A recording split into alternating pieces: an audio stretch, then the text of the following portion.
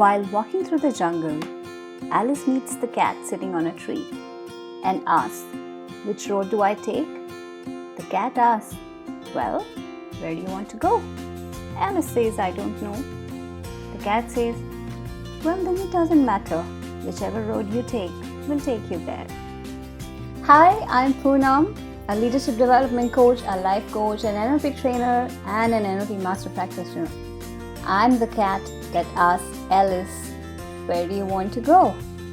Yes, I help my clients realize their goals, realize their hidden potential, and empower them to reach out to that potential with the resources that they've always had within. If you would like to experience a coaching session with me, get in touch.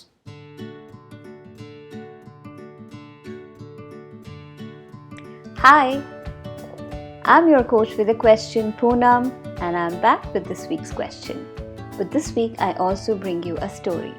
When I was small, I was trying to learn how to skate, and I was trying to practice on my terrace, and my house was in a lane with busy traffic. And suddenly, in my own zone, I was skating closer to the railing, and something happened and I just fell down.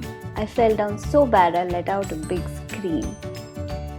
And suddenly I happened to look down and I saw so many people looking at me.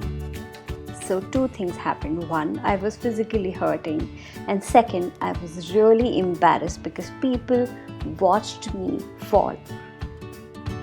That day I decided that I am never going to learn skating again. I will stop skating immediately. And I did.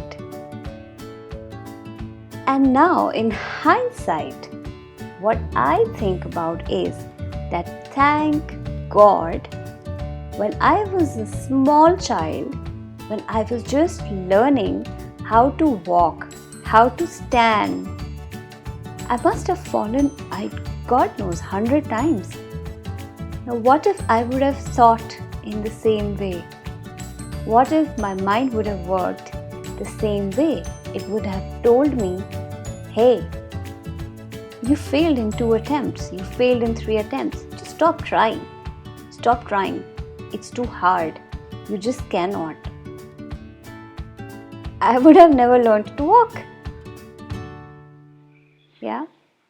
So my question for you for this week is, in hindsight, what is it that you considered yourself to be not good at and maybe you stopped trying? What is that one thing that your mind tricked you into believing that that's it? There is nothing else that you can do. If you could tap into that resilient child inside you, what is that one thing that you will go back and start again? Do share in comments. Thank you.